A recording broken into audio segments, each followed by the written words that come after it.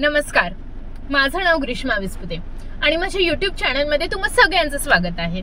तर तुम्हाला तर माहिती आहे मी नवीन नवीन विषयांवर व्हिडिओज घेऊन येत असते, हिंदी, इंग्लिश, मराठीमध्ये। पण आज मी तुम्हाला मराठीतला एक खूप छानसा विषय तुमच्या समोर मांडणार आहे।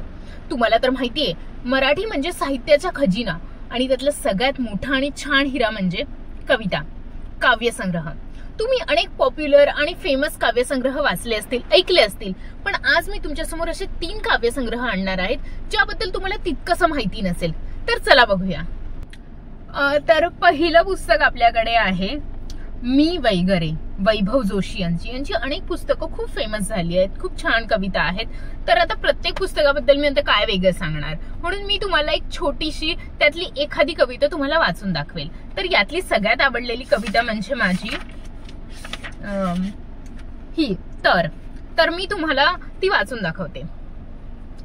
सकाळच्या ऐन धावपळीत आकाशाला आग लागलेली असूनही, दिवसाला तहान लागलेली असूनही, पायाला भिंगरी लागलेली असूनही, घड्याळाला धाप लागलेली असूनही, नवऱ्याला भूक लागलेली असूनही, कपाळावर टिकली नीट लागलेली असूनही, तू जर अख्खा एक क्षण स्वतःला निरखवण्यात वाया घालवत असशील तर मी अजून जिवंत आहे।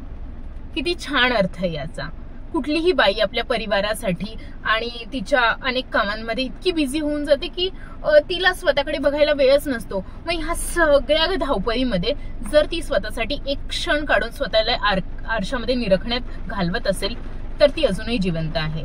तिच्यातलं बाई पण अजूनही जिवंत आहे। खूप छान अर्थ आहे, तशा अनेक कविता आहेत आणि तुम्ही नक्की हे पुस्तक वाचायला हवं। दुसरं पुस्तक आपल्याकडे आहे मेघस्पर्श, 3 कवींचा प्रातिनिधिक संग्रह आहे। स्मिता मेढी, विद्याधर दशपुत्रे आणि अनुपम बेहरे या तिघांचं मिळून हे एक पुस्तक आहे। तर खूप छान पुस्तक आहे आणि त्यातली सगळ्यात आवडलेली मला कविता आहे ती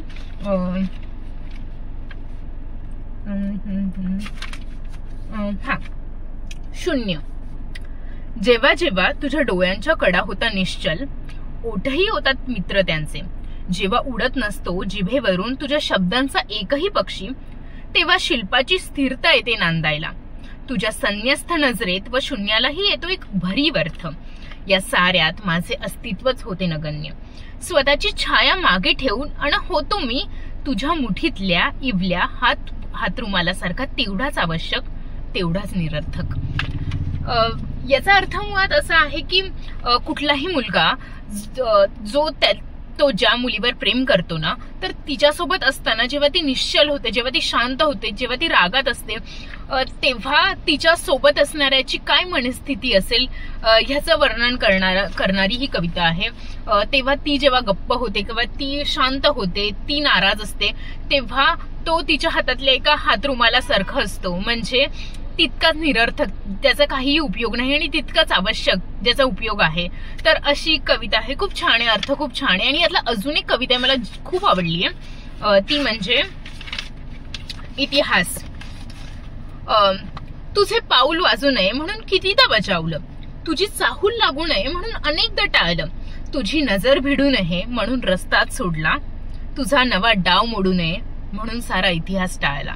म्हणजे एखादी मुलगी किंवा मुलगा ज्यांचं पुढे फ्युचर होत नाही, तर ते खूप वर्षानंतर अचानक एकमेकांना रस्त्यात भेटतात, तर तेव्हा त्यांच्या मनात काय चलबिचल असते आणि त्यात एकाची चूक असते आणि एकाची नसते। अशी जेव्हा परिस्थिती असते, जेव्हा एखाद्याची चूक नसते, तेव्हा तो काय विचार करत असेल आणि तेव्हा तिचा नवा डाव सुरू राहण्यासाठी, तो सलामत राहण्यासाठी तो जो सारा इतिहास तो विसरून जातो, त्याची मनस्थिती ह्या पुस्तकात ह्या कवितेतून त्यांनी सांगितलेली आहे। खूप डीप मिनिंग आहे ह्या सगळ्या कवितांचा, तर हे नक्की वाचलं पाहिजे। दुसरं पुस्तक आपल्याकडे आहे एकटी, हे सविता पाटील यांचं। तर ह्या पुस्तकातलं मला सगळ्यात आवडलेली कविता म्हणजे शरीर मंदिर।